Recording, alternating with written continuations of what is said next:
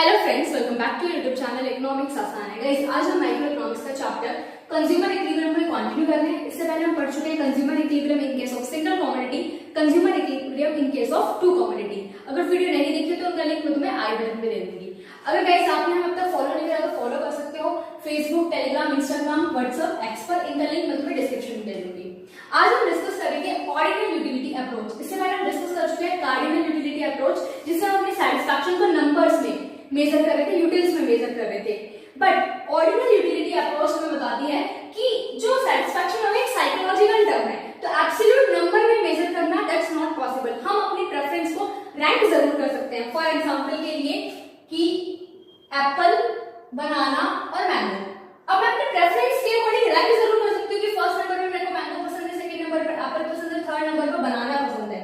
Preference बता सकती हूँ कि मैं ज्यादा प्रेफर किसको करूंगी, मैंगो को, फिर एप्पल को, फिर बनाना को। तो रैंक कर सकते हैं, ऑर्डर कर सकते हैं, बट एब्सोल्यूट नंबर में हम सेटिस्फैक्शन को मेजर नहीं कर सकते हैं। ऑर्डिनल यूटिलिटी अप्रोच में हम अपने सेटिस्फैक्शन को रैंक करेंगे, ऑर्डर करेंगे, अपनी प्रेफरेंस बताएंगे। तो इसमें हम डिस्कस करेंगे इनडिफरेंस कर्व को। देखो नाम से समझ में आ रहा है क्या है इनडिफरेंस कर्व, कि इनडिफरेंस डिफरेंस ही ना कर पाए कंज्यूमर, क्योंकि इनडिफरेंस कर्व में हर पॉइंट पर सेम सेटिस्फैक्शन मिलता है। कंज्यूमर इनडिफरेंट हो जाता है कि वो कौन सा कॉम्बिनेशन चूज करे। समझ में आया? ये जो कंसेप्ट है इसने दिया है J.R. Hicks and R.G.D. Elon ने। बात करें इनडिफरेंस कर्व की तो इसकी डेफिनेशन क्या है? The graphical representation of various alternative combinations of bundles of two goods among which the consumer is indifferent. कि इनडिफरेंस कर्व क्या है? ग्राफिकल रिप्रेजेंटेशन है कितने गुड का, दो गुड के कॉम्बिनेशंस का, जिस पर कंज्यूमर क्या हो जाता है, इनडिफरेंट हो जाता है। कि चाहे मैं पॉइंट P की बात करूं, चाहे R की बात करूं, चाहे Q की, S की, T की, हर पॉइंट पर सेम सेटिस्फैक्शन मिलता है। तो यहाँ पर कोई भी सैटिस्फैक्टी का पॉइंट नहीं आता है, मतलब मैक्सिमम सेटिस्फैक्शन कहीं पे भी नहीं मिलता है। इक्वल सेटिस्फैक्शन मिलता है हर लेवल पर, हर पॉइंट पर, हर कॉम्बिनेशन पर। समझ में आया? इसलिए कंज्यूमर इनडिफरेंट हो जाता है। असम्पशंस क्या है? कुछ चीजें मानकर भी चलेंगे। सबसे पहले असम्पशन तो यही आती है कि टू कमोडिटी, सिर्फ और सिर्फ कितनी कमोडिटी का कंजम्पशन करेंगे? Two commodity, commodity X and Y। Non satisfied consumer कभी भी अपने मैक्सिमम पर नहीं आएगा, मतलब उसको मैक्सिमम सेटिस्फैक्शन किसी भी पॉइंट पर नहीं मिलेगा, सैटिस्फाइडी नहीं आएगी। नॉन सैटिस्फाइड है क्योंकि हर पॉइंट पर, हर कॉम्बिनेशन पर उसको सेम लेवल ऑफ सेटिस्फैक्शन मिलेगा। ऑर्डिनल यूटिलिटी है, हम ऑर्डर कर रहे हैं, यहाँ पर यूटिलिटी को कार्डिनल नंबर में मेजर नहीं कर रहे हैं, अपनी प्रेफरेंस बता रहे हैं, रैंक कर रहे हैं।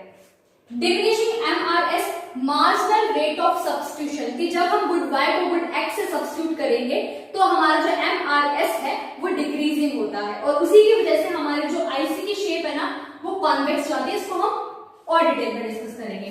कंज्यूमर हमारा कैसा है? रैशनल है, समझदार है। कैसी प्रेफरेंस उसकी? मोनोटोनिक प्रेफरेंस है। मोनोटोनिक प्रेफरेंस को एक बार डिटेल में समझते हैं। देखो यहाँ ले लिया मैं गुड X, यहाँ ले लिया गुड Y। अब दो IC बनाए मैंने, IC1, IC2, कॉम्बिनेशन दिया मैंने A और B। A पर हमारा कॉम्बिनेशन बनता है 1 और 4 का, B पर कॉम्बिनेशन बनता है 2 और 4 का। तो एज अ रैशनल कंज्यूमर मैं कौन सा पॉइंट चूज करूं?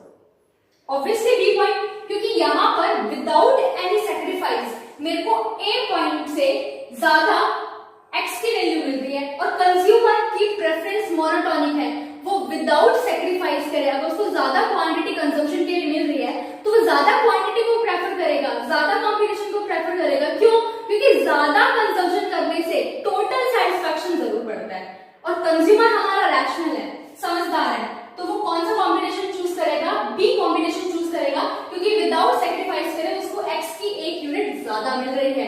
कंज्यूमर की प्रेफरेंस कैसी है? मोनोटोनिक है। क्लियर हुआ? आईसी के स्केड्यूल से आईसी को और डिटेल में समझते हैं। यहाँ कॉम्बिनेशन ले रहे हैं PQRST, यहाँ पर हम ले रहे हैं ओरियो बिस्किट और यहाँ पर है पार्ले-जी बिस्किट। फॉर एग्जांपल के लिए मेरे पास क्या है? पार्ले-जी बिस्किट है। मेरा भाई क्या कर रहा है? ओरियो बिस्किट लाया है और उसको बिल्कुल तोड़कर उसकी क्रीम का ऐसे लिक करके खा रहा है, और मैंने आज तक मान लेते हैं कि मैंने ओरियो बिस्किट खाए। अब मेरे को तो क्यूरियोसिटी होगी ना कि ये कैसा बिस्किट है, इतने मजे लेके खा रहा है, मेरे को भी ट्राई करना चाहिए। तो मैंने अपने भाई को बोला कि भाई मैं तेरे को 15 पार्ले-जी बिस्किट दूंगी, तू मेरे को एक ओरियो बिस्किट टेस्ट करा दे। तो वो रेडी हो गए। मैं 15 पार्ले-जी के बिस्किट मिल रहे थे, तो एक ओरियो के बदले मेरे को कितना सेक्रीफाइस करना पड़ा? 15 पार्ले-जी बिस्किट का। तो हम यहाँ पे क्या कर रहे हैं? पार्ले-जी बिस्किट को ओरियो बिस्किट से सब्स्टिट्यूट कर रहे हैं।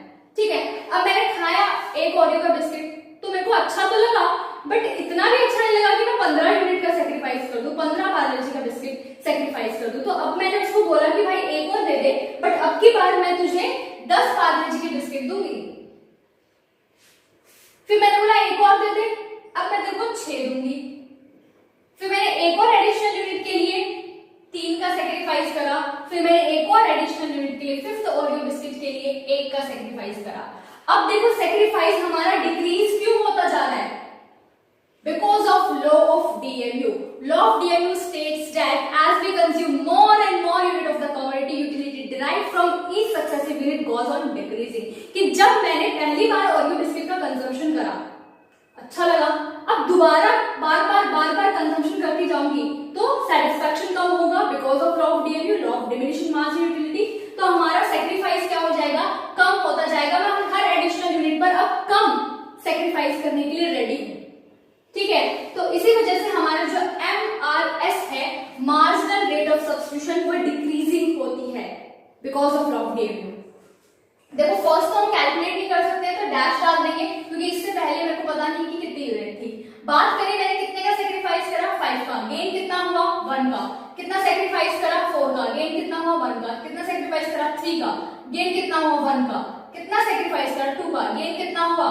1 का। तो MRS क्या होती है हमारी? Delta Y is to delta X। Sacrifice is to gain, sacrifice upon में गेन, हम MRS फाइंड करेंगे, जो कि स्लोप होती है किसकी? IC की। और इसी वजह से हमारा जो कर्व है वो कॉन्वेक्स शेप का बनता है। अगर मैं इन सारी वैल्यूज को ग्राफ पे प्लॉट करूंगी तो इस तरीके का कर्व बनेगा, ठीक है। PQRST, हर पॉइंट पर सेम लेवल ऑफ सेटिस्फैक्शन मिलने वाला है कंज्यूमर को, पॉइंट ऑफ सैटिस्फैक्शन नहीं आएगा। तो ये जो हमारी शेप आई है, ये कैसी शेप है? कॉन्वेक्स शेप है। क्यों आई है? क्योंकि देखो सेक्रीफाइस 15, 10, 6, 3, 1 डिक्रीज होता जा रहा है और गेन हमारा 1 यूनिट से बढ़ता जा रहा है। तो इस तरीके का कुछ हमारा कर्व आएगा। तो बहुत ही डिटेल में डिस्कस करा हमने कि IC क्या है, उसकी असम्पशंस क्या है, मोनोटोनिक प्रेफरेंस क्या है, और स्केड्यूल एंड डायग्राम के थ्रू IC को डिटेल में समझा। नेक्स्ट क्लास में हम IC की प्रॉपर्टीज को डिस्कस करेंगे। सो गाइज आज के लिए इतना ही, मिलते हैं नेक्स्ट क्लास में। Thank you.